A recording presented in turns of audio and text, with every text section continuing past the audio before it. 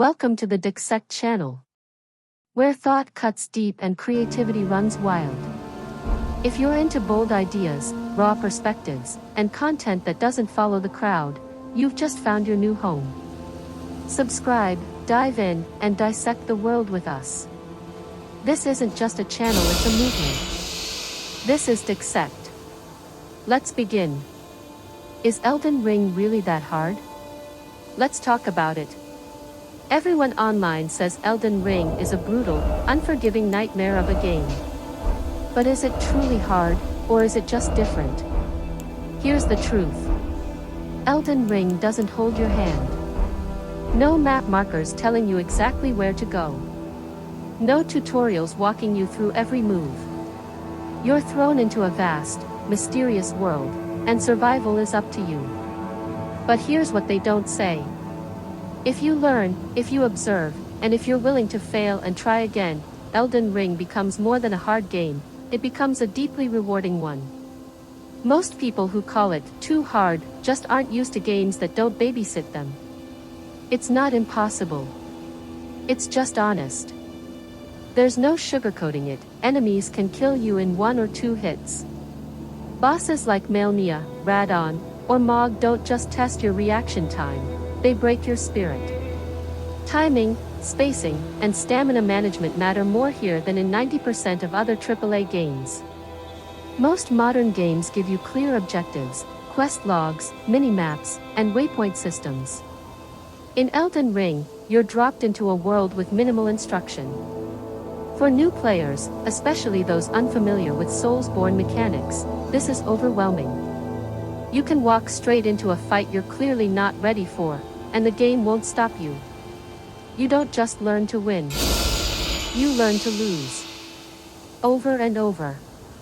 Unlike traditional action games where button mashing gets you halfway through the story, Elden Ring punishes careless play. You need to unlearn bad habits. It's not just physically demanding, it's mentally exhausting. Dying 12 times on a single boss. Spending 40 minutes retreading the same dungeon. The game doesn't just test your skill, it tests your patience and mental endurance. The game gives you immense freedom. If a boss is too tough, go explore. Level up. Find better gear. Learn new spells. Come back stronger. Most players who complain about difficulty are trying to brute force everything. But Elden Ring rewards adaptability, not aggression. Unlike many games, there's no wrong build or class. Want to be a tank with a giant shield? A samurai with a katana? A naked guy throwing pots? All viable. It's not hard, it's open-ended. You're meant to find your own way. Dying in Elden Ring isn't failure, it's information. Every death teaches something: positioning, attack patterns, the value of patience. The problem isn't difficulty, it's ego. You want to win fast. The game wants you to learn slow.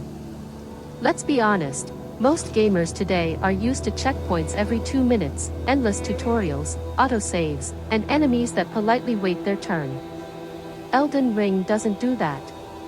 It respects your intelligence and time. That's not hard. That's refreshing. So, what's the truth? Oh, absolutely, Elden Ring is the hardest game ever made, like, impossibly hard.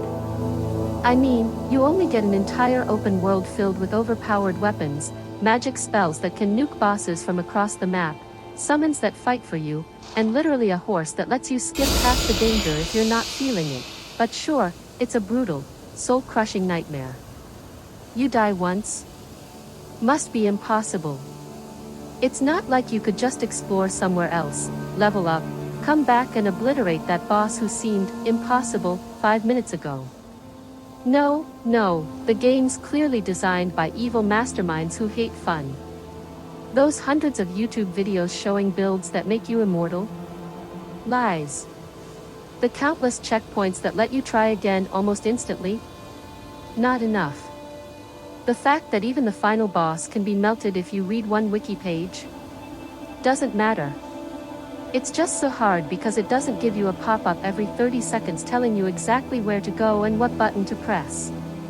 Honestly, if thinking for yourself, learning patterns, and experimenting with freedom makes a game hard, then yes, Elden Ring must be the digital equivalent of climbing Mount Everest in flip-flops. Or maybe, just maybe, it's only hard if you expect it to play itself for you. Because Elden Ring is just so impossibly difficult that only a chosen few, blessed by the ancient gods of thumb dexterity, can even dream of beating it. I mean, how dare a game expect you to pay attention? You have to, like, observe enemy patterns. Can you imagine? That's basically witchcraft in 2025.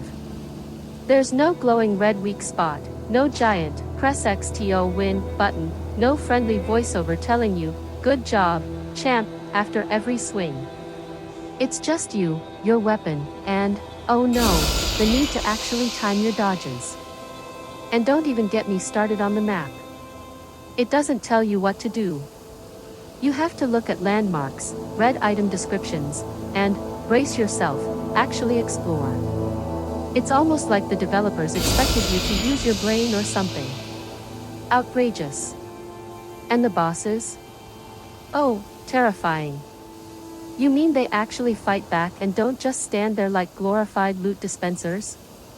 Who approved this madness? Some of them have phases. Phases. What is this, a video game for gamers?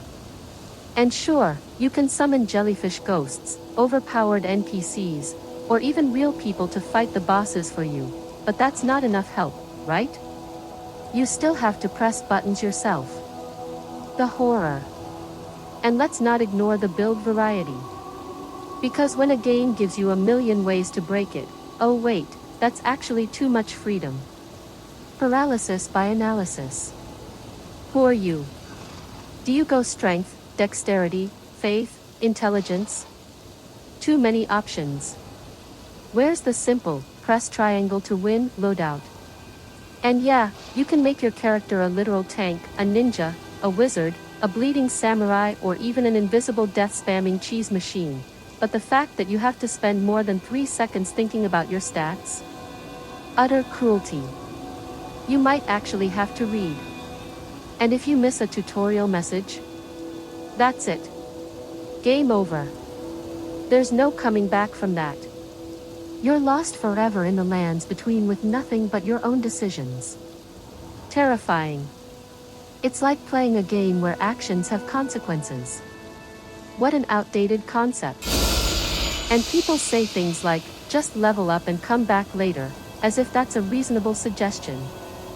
What, you want me to grind in a game that's actually fun to grind in? You mean I might have to spend 10 minutes farming runes while riding a flaming spirit horse across a golden field of ruin and death? Disgusting. I came here for instant gratification, not this beautiful, handcrafted world full of mystery and challenge. Ugh. And the crafting system? Don't get me started. Who wants to combine items to make helpful tools when you can cry about the game being hard instead? It's so much easier to complain than, use that sleep pot to knock a boss unconscious and stab it in the face. And let's talk about the sheer audacity of a game that lets you completely skip entire areas, entire legends, just because you missed a door tucked behind a poison swamp guarded by a lobster. That's not bad design. That's what we call freedom, baby. But no, freedom is too much work. Give us our hand holding back. Because why play a game where your choices matter when you could play one where they're made for you? And yes, it's absolutely unfair that enemies don't scale to your level. Because why should your effort in leveling up actually make you stronger? That's just so old school. Games these days should adapt to you, like a needy boyfriend in a rom-com, not punish you for walking into a late game area at level 20 wearing a t-shirt and stick. And then there's PvP. Oh yes, getting invaded. What a tragedy. Imagine playing online and someone actually shows up to challenge you, without an appointment. They might do something evil like use a meta build or, God forbid, backstab you. It's not like you could do the same back. Nope. You're the victim here. You were just minding your business in a haunted battlefield filled with demigods and dragons, and now some guy named XXX Millennia Simp 420XXX is here to ruin your day. Unbelievable. And the worst part? You can't pause. You heard me. No pause button. Because the world of Elden Ring is unforgiving, even when you need to take a bathroom break. That's right. From Software doesn't care if your pizza just arrived or your cat is on fire. If you're in a boss room, you're in it. This isn't your grandma's game where you hit start and everything politely freezes. This is hardcore. This is raw. This is what we call consequences. And if that makes it hard, then, well, maybe the real challenge is unlearning how easy games have become. The so-called Gamer's Everest, because clearly, expecting players to occasionally use common sense and spatial awareness is the cruelest crime in modern game design. Let's talk about dungeons. Mini dungeons, catacombs, caves, there's hundreds of them. Each one a dark, eerie corridor filled with traps and surprises, and God forbid you actually use a torch to light the way. No, that's too much effort. Why would I press a button to illuminate my surroundings when I could instead blame the game for being unfair? And those traps, oh, the horror. A pressure plate that shoots arrows? Who could possibly predict that in a crypt built by ancient death cults? Just absolutely uncalled for. And what's with the NPCs not marking your journal like obedient assistants?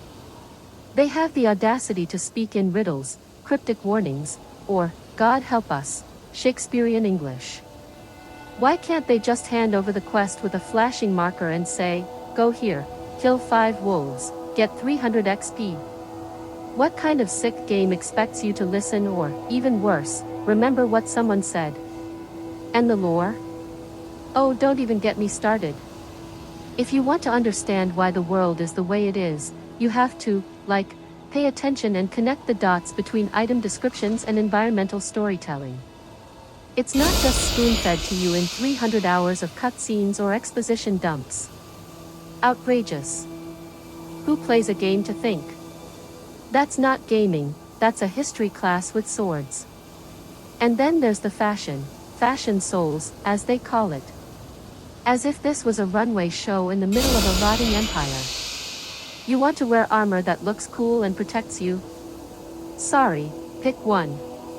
You want to dodge like a feather while wearing a suit of walking steel? Too bad, the laws of physics still apply.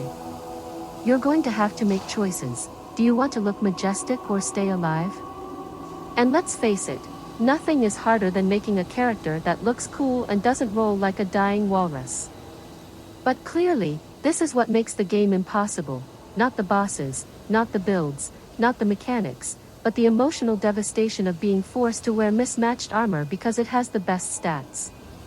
Let's not forget the wildlife. Bears the size of buildings. Giant crabs with anger management issues. Dogs that move like caffeine-fueled blenders. Flaming birds. Exploding snails.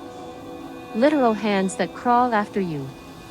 If that's not a horror show disguised as fantasy, I don't know what is.